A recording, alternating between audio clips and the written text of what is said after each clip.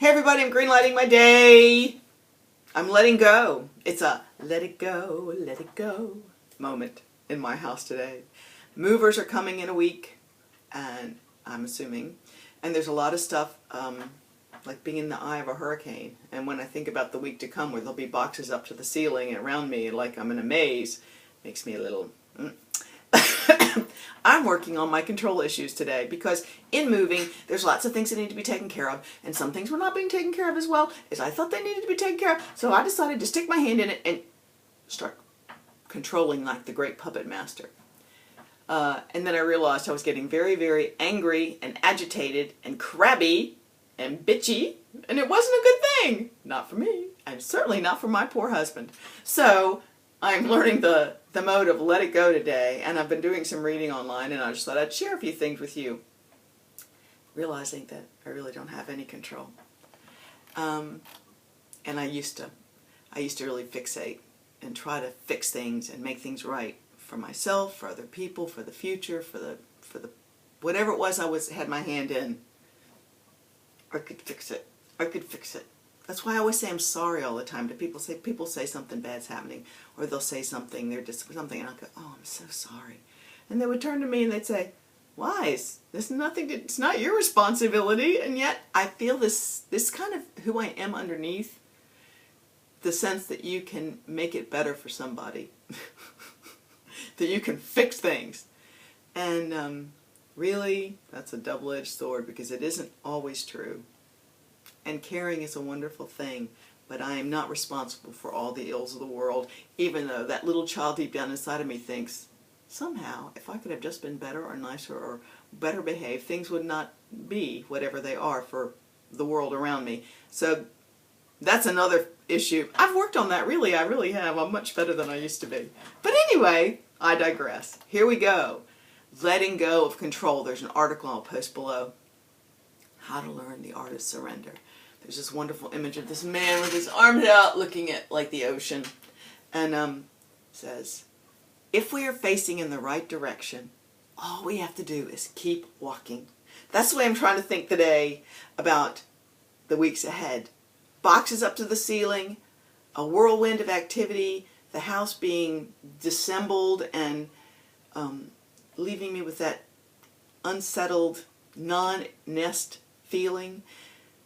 But I know that in my heart, I am facing in the right direction. So ask yourself today, if you're getting all wrapped around the axle, are you facing in the right direction? Just keep walking. I know I'm facing in the right direction. I feel my focus shift to the home mode, to the return mode. I do. I don't want to think about the details too much, but I feel the direction. It's like I have blinders. The blinders are better here. They're going the right direction. I know I'm going the right direction. I feel good about that. I don't feel good about getting controlling about how it's all going to look as we walk out. So, I've noticed things go much more smoothly when I give up control, when I allow them to happen instead of making them happen.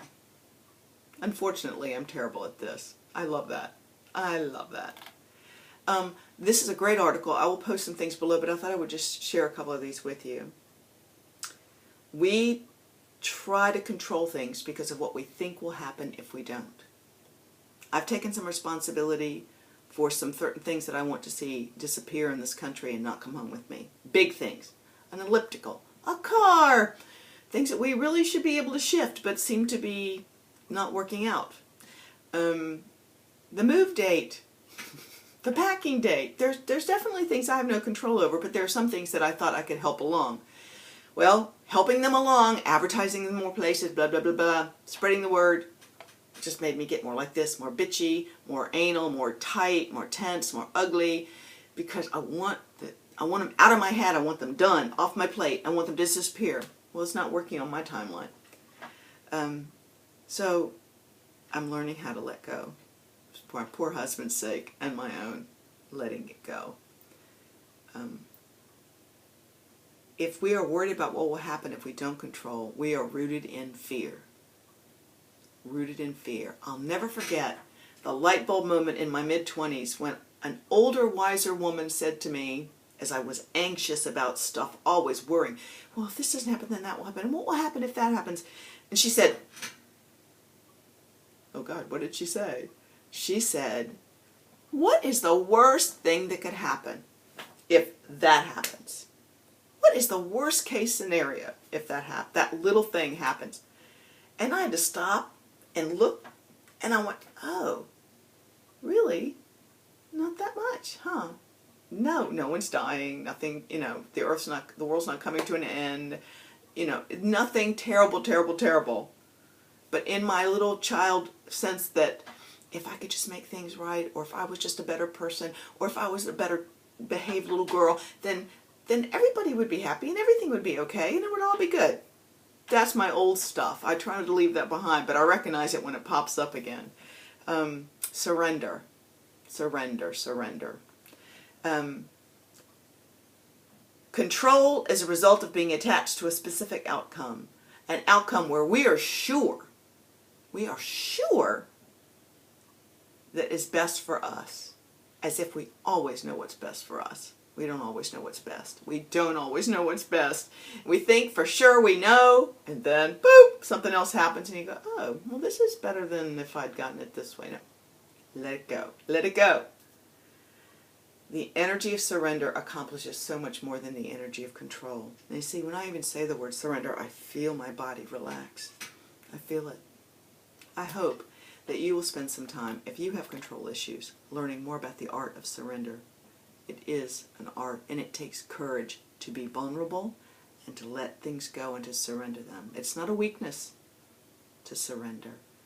That's a smart thing for yourself and for those around you. I'm going to leave you with this definition of surrender. Surrender is complete acceptance of what is, complete acceptance of what is, and faith that all is well, even without my input. I can accept the situation, and I need to have faith that it's all going to work out. One way or the other, it will work out, regardless of my input on how I think it should, or try to make that thing happen. So, today I'm surrendering. I'm surrendering. Where's my white flag? And it's not a bad thing. So wave that white flag high today, folks, and surrender to the process, to the flow, to the great scheme of the universe. It'll all work out one way or the other. And you know what? The worst case scenario is never as bad as you think if you stop to think what that worst case scenario might actually be. Y'all make it a great day. Green light. See you next week.